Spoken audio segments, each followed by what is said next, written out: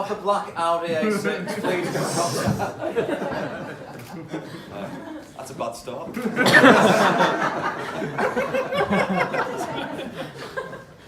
I hope you all enjoyed that relaxed, lovely meal we've all just had, because I certainly didn't. So now back onto the script. Ladies and gentlemen, I'm sure you'll all agree that the day so far has been absolutely fantastic. And on Graham and Kareen's behalf, I would like to thank you all for helping to make it so special.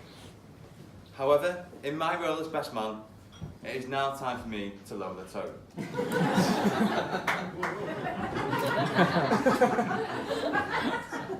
So Kareen, apologies in advance. But remember, if you don't find any of this funny, me and Graham have exactly the same sense of humour, so please blame him.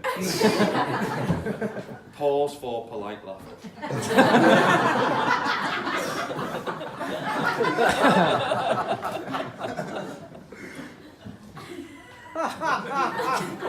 Let me start by introducing myself, for those of you fortunate enough to not already know me. I'm Richard. I have known Graham for the best part of 20 years, since we were both at high school together. And in that time, along with Adam, Paul, Chris, Dom and David, we have formed one of the tightest and brutally dark friendship groups possible. So it was truly a great honour for me, when I was all, Graham asked me to be his best man.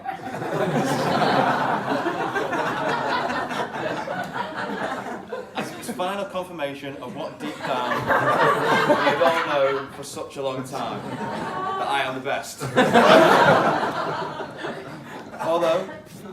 Although, in all honesty, me and Graham did not have that much to do together in high school.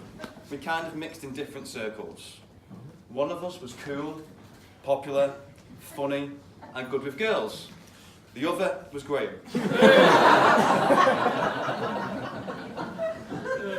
It was only in college where my influence finally started to rub off on him. And this is where we became the best of friends. Our friendship was built on two things: birds and booze.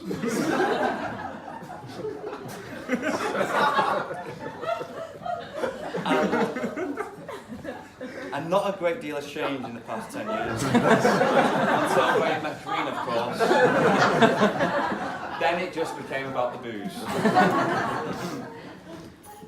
It was during our college years that Graham mastered his unique approach of trying to seduce girls into going out with him. The routine was flawless, as what he would do when he had locked down his target for the night would be to befriend them, which he did by generously buying them the most expensive drinks on the menu all night long. This meant that they would often tolerate his company until it was time to go home. And this is where the routine reached stage 2. As it is a dilemma I am sure we've all faced as a teenager, of taking that next step and making sure you see that person again. Well, Graham had a foolproof, albeit expensive way of doing this, as what he would do is give said girl an item of his to mind, in the hope that one day he'd see her again.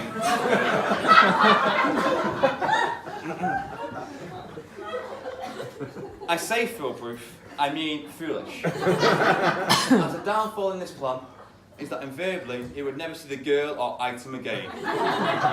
And then he'd have to think of another elaborate line to tell his mum and dad of why another expensive present they had bought him had gone missing.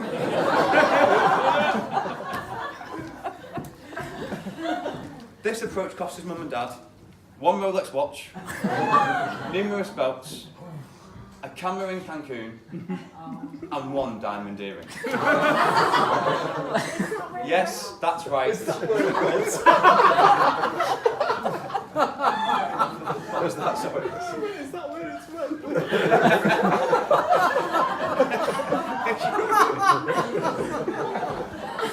You're throwing me off script, can't you? Yes, that's right. Graham did once rock a single diamond earring. I think the day he got that was the day Derek and Maureen feared that today would never come.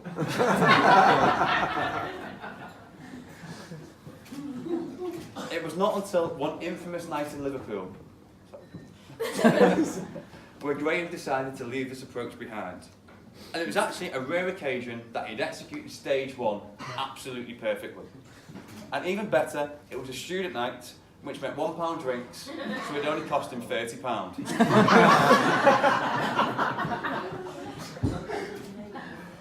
With the end of the night approaching, Graham was just about getting ready to hand over his rather expensive Armani watch when the unthinkable happened. The girl in question asked him back to hers, which just so happened to be some student halls in the centre of Liverpool. Graham couldn't believe his luck, as now he wasn't going to have to pay for a taxi home either. Understandably, after adding a name to his hobnobbed list,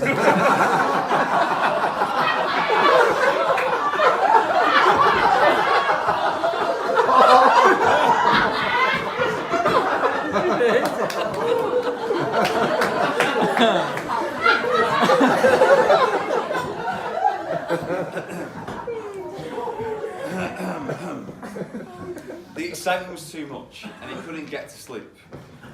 This would be Graham's downfall, as lying in bed in his fresh, crisp white boxers and single diamond earring, he decided he needed a toilet. Now, I'd like to be able to at this point, he wet the bed. And the next morning, he made his excuses and left before the girl even noticed. Because, let's face it, we've all done that. Haven't we, Adam? Yeah.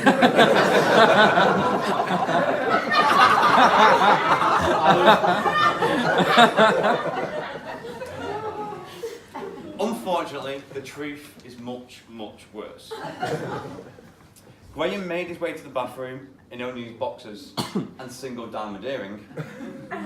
Unfortunately, he had not made a mental note of what room he had come from on the way. And for anyone who has never been to student accommodation, it is important to know that halls of residences are a lot like labyrinths, with every corridor and door looking identical. So after trying 2 different bedrooms on 2 different floors and walking on 2 different girls, the realisation started to dawn on Graham. He had no idea how to get back to this girl's room. And neither could he remember her name to ask for directions. Sorry, Kareem. It had to be it. It's actually quite funny. Now ask yourself, what would you do in this position? Because I'm pretty sure it would not be what Graham chose to do. That is, unless your answer is to leave the block of flats in only your boxers, single diamond earring, and walk down the middle of Dale Street in Liverpool at 6 AM on a Friday morning to find a taxi to take home back to your parents. Where you would then wake your dad up to find his only son, his heir, his pride and joy, to open the door to find you in only your boxers, single diamond earring, and a rather irate taxi driver demanding £50.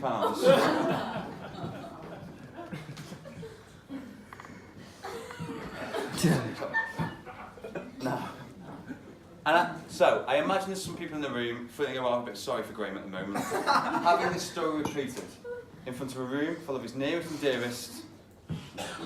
But I ask you to spare a thought for that poor girl who woke up that morning and had to puzzle together what had happened the previous night, and why the man she had brought home had not only left without saying goodbye, but had also left without his clothes, wallet, keys and phone. See you tonight.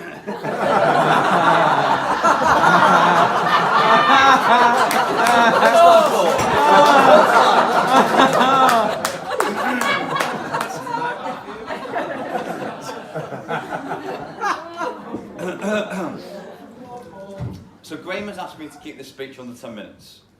So I'm not going to be able to tell you all the other embarrassing mishaps I've witnessed in Harrow over the years. But for a drink at the bar later, I'll happily divulge all.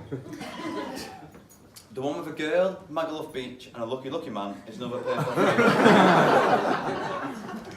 But perhaps that is best left to your imagination.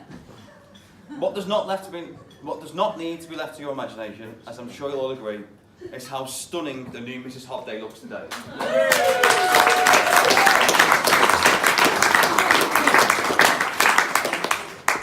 And just how lucky Graham is to be leaving here today with a wife that is as beautiful as she is caring, generous and full. And not to forget how lucky Corinne is to be leaving here today with a lovely dress and a nice bunch of flowers. Thanks, Tony. Someone liked it. Although on a serious note, Corinne, you are extremely lucky to have bagged our Graham. He has all the qualities that not only want a best friend, but a husband as well. He's reliable, honourable, loyal, generous and funny. Now, I did try to think of some examples of why all this is true, but I'll be honest, Graham gave me this list 5 minutes before the speech, and in 5 seconds, But I will tell you one of my favourite stories about Graham that shows why he is a great friend. Believe it or not, Graham used to be a bit stocky and a little bit cocky. So when one of his good friends was being picked on by one of the cocks of Rainill High in a graphic design class, he stood up for them. This would later lead to the bully attacking Graham at dinner time, at the very moment he had just taken his 8th round of ham butties out.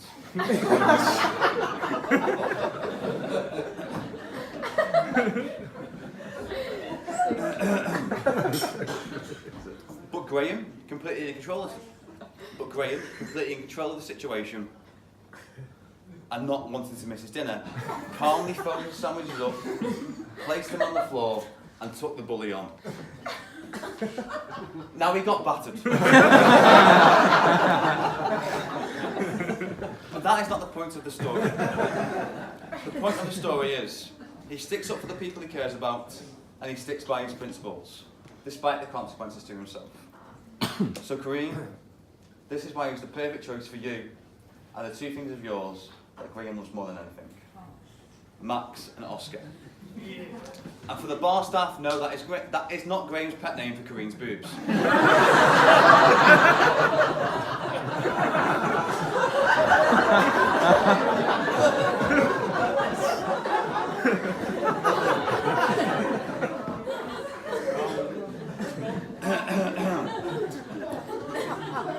How do you know? Call him David.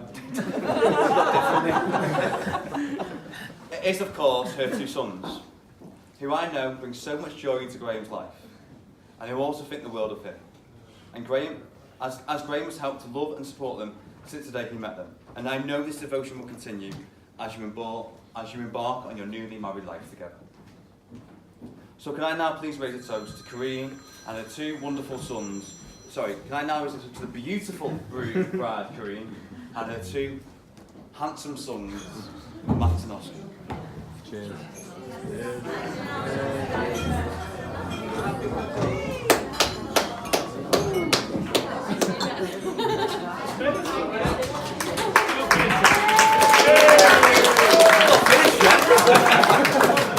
Hurry up then. I know you all want to get the bar, but don't worry. There's only another 7 or 8 pages to get through.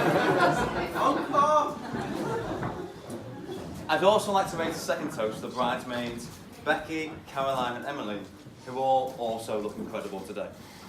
And not to mention Lottie, the flower girl, who did a terrific job walking down the aisle, throwing your confetti or whatever it was. So, this is to Becky, Caroline, Emily and Lottie. You don't have to stand up. This is just so I can drink throughout the speech. So, and for completeness, I should also mention the groomsmen, Adam and Paul, who without would have made absolutely no difference to the day.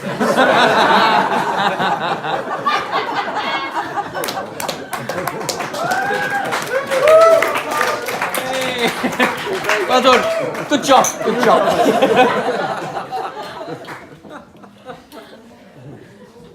Kept you on the rails, didn't we, mate? So, on my script here, Graham, I've got to ad-lib say something nice about you.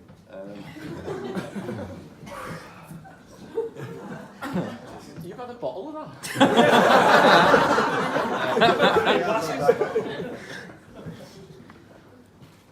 There's not much I can say about Graham without trying to be funny.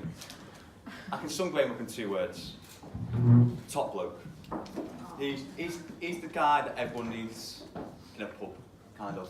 I've not wrote this down. So top bloke was kind of where you were kind of clap, where you were supposed to clap and stop me from talking. But it's a pleasure to be your best man and to hear everything about the wedding as the plans have gone through. It's been a pleasure. So thank you very much for choosing me.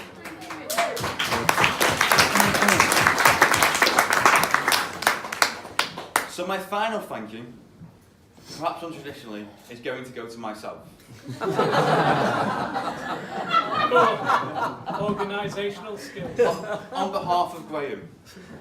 That's when he was telling me suggested dates for the wedding, I was a big advocate of having it on the Easter weekend. Because Graham, Kareem, I truly want you both to have a fantastic day and an even better first wedding night together. And I knew there was no better chance of a second coming than on the Easter weekend.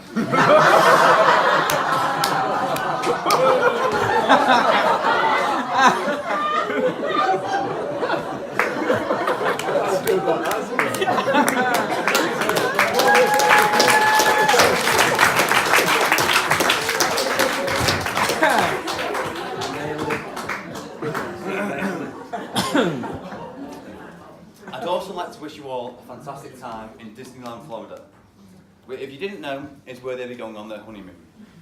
Although, Graham, I don't think you quite understood me when I told you to go somewhere on honeymoon where there'll be lots of rides involved.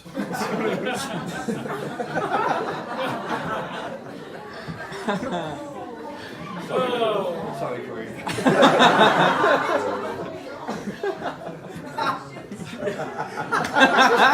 You only just got it. Graham. Someone take a photo of me. It's being recorded, don't worry, mate. It's done. It's okay, we're almost done, folks.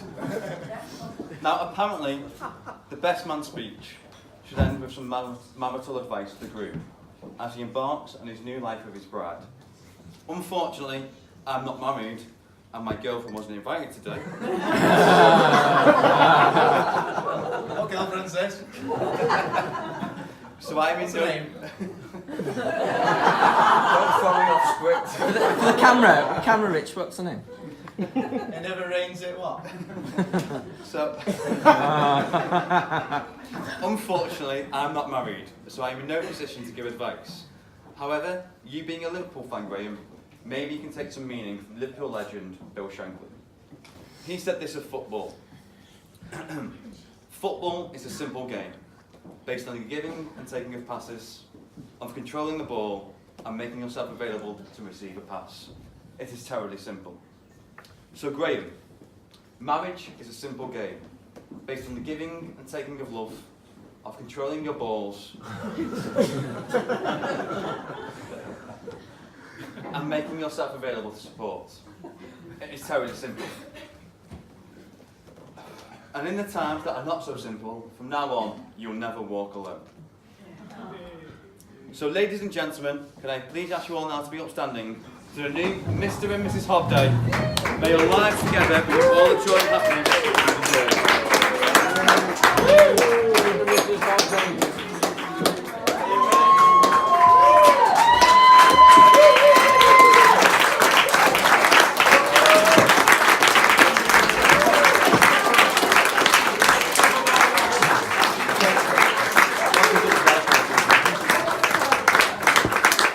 Hum.